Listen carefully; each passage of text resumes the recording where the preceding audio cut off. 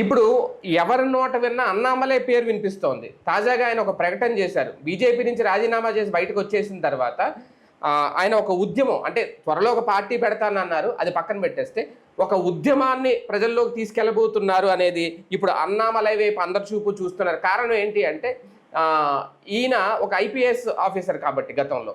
అయితే ఇక్కడ మరో కీలకమైన అంశం ఈయన చెప్తున్నది, మరి ఇది ఎంతవరకు సాధ్యమవుతుంది రాజకీయాల్లో, అది కూడా భారత రాజకీయాల్లో అనేది ఒక పాయింట్.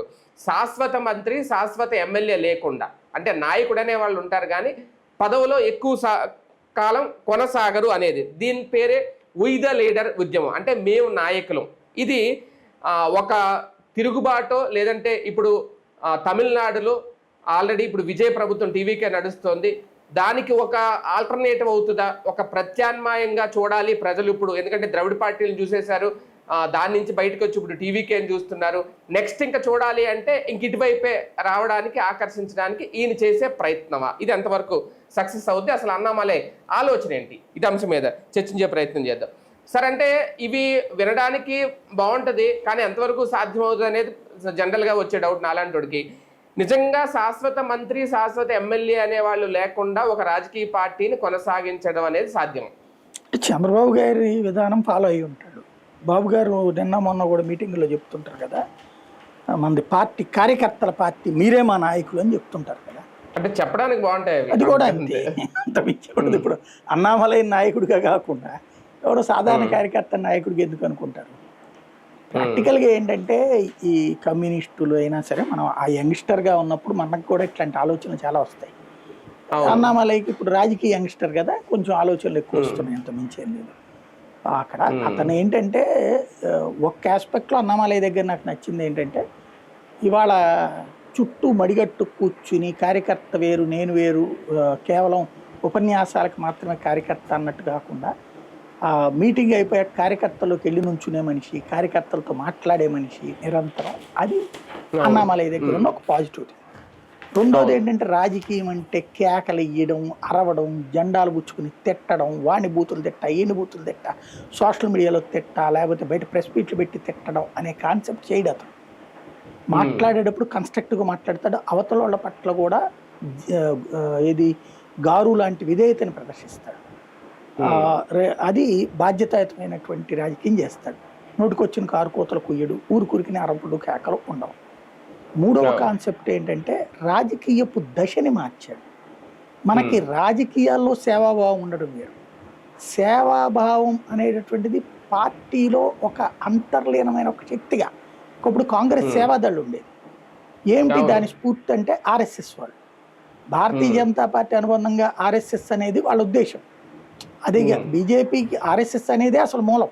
మీకు ఎప్పుడు వరదలు వచ్చినా, ఏది తుఫాన్లు వచ్చినా వెంటనే భోజనాలు అరేంజ్ చేయడము, ఆ జనాల్ని రక్షించడానికి ప్రయత్నించడం, ఇవన్నీ చేస్తారు ఆర్ఎస్ఎస్.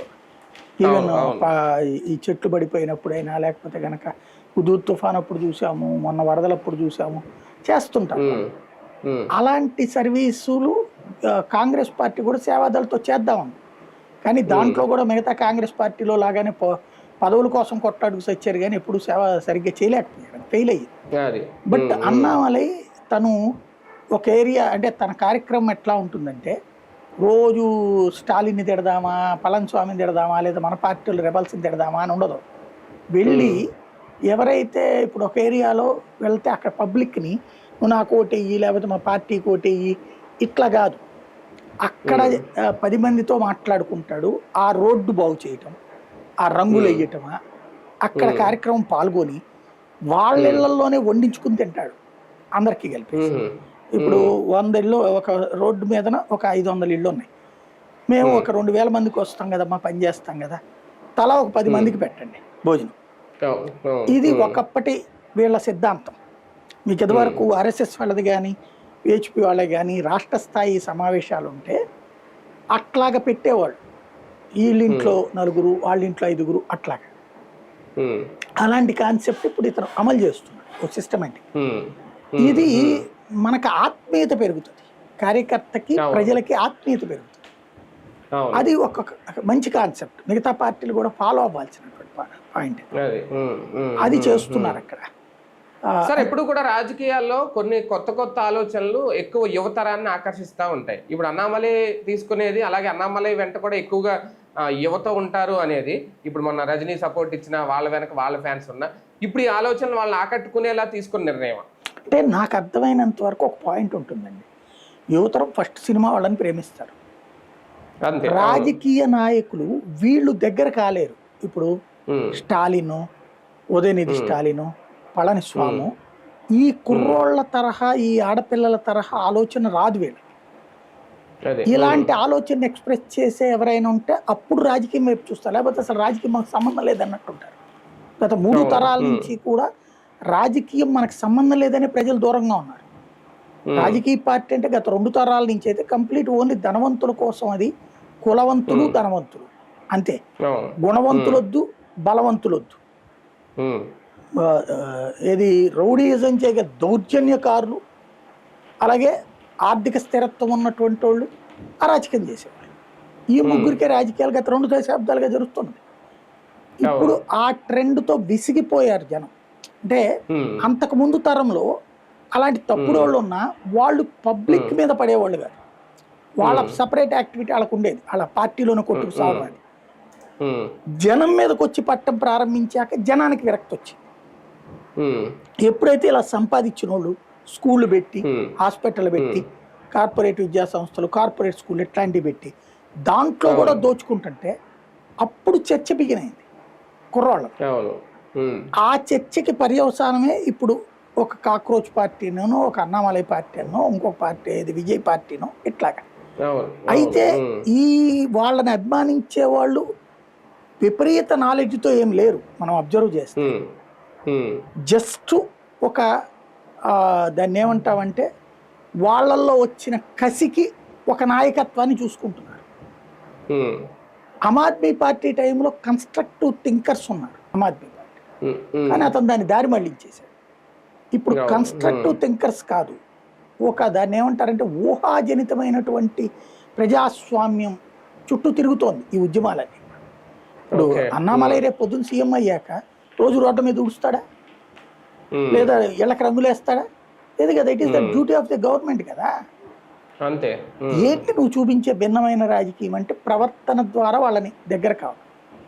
నువ్వు ఒక టీచర్ గారు స్టూడెంట్స్తో కూర్చుని భోంచేశారనుకోండి, ఆ టీచర్ గారి పట్ల ఉండే ఆదరణ ఈ కూర్చుని పదాక కొట్టి మాట్లాడే టీచర్ బాగా చెప్తుండొచ్చు, కానీ వాళ్ళతో ఉండదు.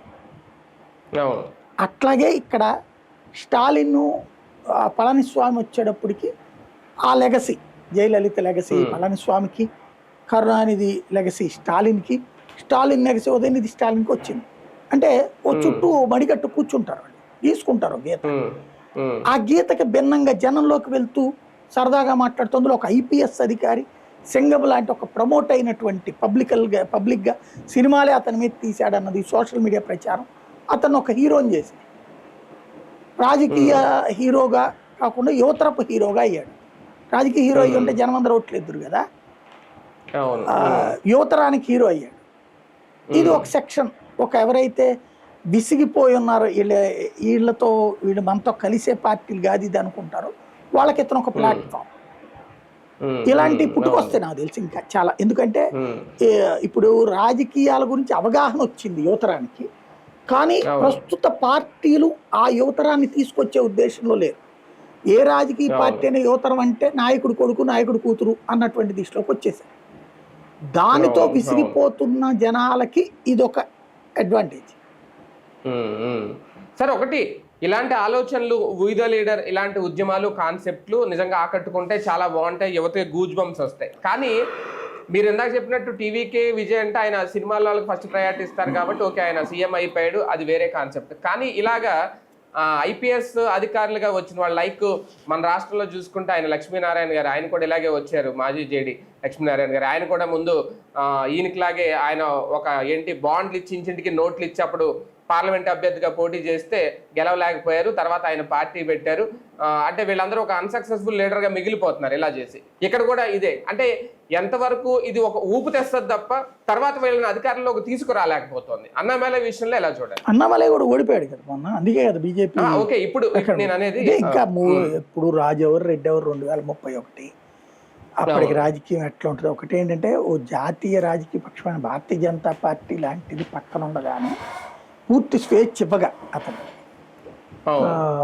సాధించలేకపోయాడు. మిగతాది సాధించాలి అని కోరుకుందాం, అతను జాతక పరంగా అయితే ఏదో సాధిస్తాడన్నది ఉంది కాబట్టి కోరుకుందాం. ఒక ఆస్పెక్ట్లో పనికొచ్చాడు, ద్రవిడ రాజకీయాల మీద విరక్తి పుట్టించడంలో సక్సెస్ అయ్యాడు. ఆ గ్యాప్ ని విజయ్ సొంతం చేసుకున్నాడు. అంటే అలాగని ఇప్పుడు ఈయన బీజేపీ మీద ఏమి ద్వేషం వెలగక్కట్లా, బీజేపీ మీద ఏమి ఆరోపణలు చేయట్లేదు. ఈయన మంచిగానే నేను రాజీనామా చేసి బయటకు వచ్చాను అంటున్నారు. భవిష్యత్తులో ఎట్లా ఉంటుందంటే ఇతను అన్నామలై ఇప్పుడు ఏంటంటే జాతీయ పార్టీలో వాళ్ళు యాక్సెప్ట్ చేయట్లేదు డైరెక్ట్ రాజకీయాల్లో, కాబట్టి ప్రాంతీయ పార్టీల్లో జాతీయవాద పార్టీలు ఏమి లేవు, డిఎంకే కానీ ఏఐడిఎంకే కానీ, అందుకని ప్రజలు తిరస్కరించారు జాతీయవాదం. కాబట్టి ఇప్పుడు అన్నామలై పార్టీ రేపు పొద్దున బీజేపీతో పొత్తు పెట్టుకోవచ్చు, ఏముంది. ఇప్పుడు మమతా బెనర్జీ కాంగ్రెస్ ఆవిడే బయటకు వచ్చి విడిపోయి తర్వాత కాంగ్రెస్ తో పొత్తు పెట్టుకుందిగా. అలాగే అతని పేరేంటి మన శరద్ పవార్ కాంగ్రెస్ కి వ్యతిరేకంగా బయటకు వచ్చాడు. సోనియా గాంధీ ప్రధానమంత్రి పదవికి పోటీ పడుతోంది, ఆవిడికి అట్లా ఉంటుంది, దేశ పౌరురాలు కాదు కదా అని బయటకు వచ్చినాడు. తర్వాత అదే కాంగ్రెస్ తో పొత్తు పెట్టుకున్నాడు కదా. అట్లాగే భవిష్యత్తులో భారతీయ జనతా పార్టీ అన్నామలై పార్టీ పొత్తు పెట్టుకోవచ్చాము. అంటే ఇప్పుడు తమిళనాడులో డిఎంకే ఉందా లేదనేది ఒకటి, అన్నా డిఎంకే ఉన్నా చీలిపోయిందని ఒకటి, ఓకే కాంగ్రెస్ లెక్క వేరు. రేపొద్దున టీవీకే ఒక ప్రత్యామ్నాయం కావాలంటే ఎలాంటి ఉద్యమాలు, రేపొద్దున అన్నామలై పెట్టే పార్టీ లేదంటే మీరనేటు బీజేపీతో కానీ కలిస్తే ఒక ప్రత్యామ్నాయ శక్తి అవుతుందా? అదే అంటోంది నేను, ఇంకెప్పుడే కాదు 5 ఏళ్ళు ఉంది, ఇది నిన్నగాక మొన్న వచ్చిందే కదా. ఈ 5 ఏళ్లలో ఇతని విధానాలు ఏంటి, ఇతను ఎంతవరకు తీసుకెళ్ళగలడు. ఇప్పుడైతే ఒక మంచి పని జరిగింది, దాదాపు ఇలాంటి వాలంటీర్ సర్వీస్ అని పిలుపునిచ్చాడు. 8 లక్షల మంది జాయిన్ అయ్యారట. మంచిదే, నేను కార్యకర్తలు కానీ 3 లక్షల మంది జాయిన్ అయ్యారన్నారు, ఇప్పుడు 8.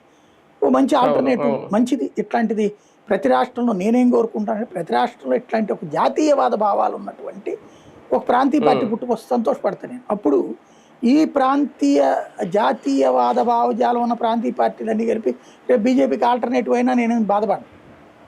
నా దృష్టిలో జాతీయవాద పార్టీ అధికారంలో ఉండాలి. రెండవది నెక్స్ట్ వచ్చే వాళ్ళు కూడా జాతీయవాద భావజాలంతో ఉండాలి.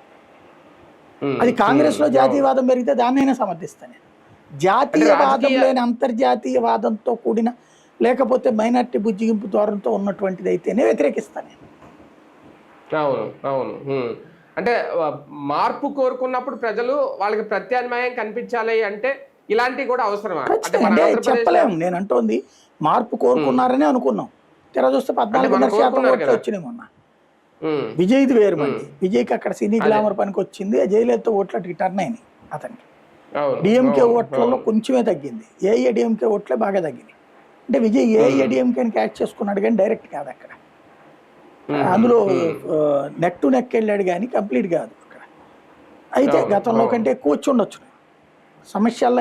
విజయ్ కొంచెం ఈసారి పాలనలో చాలా జాగ్రత్తగా ఉండాలా, అన్నామలై ఇలాంటి ముందుకు వస్తుంది ఎప్పుడైనా ఉండాలని. ప్రజాస్వామ్యంలో ఒక స్ట్రాంగ్ లీడర్ ఉండాలా, స్ట్రాంగ్ అపోజిషన్ ఉండాలి.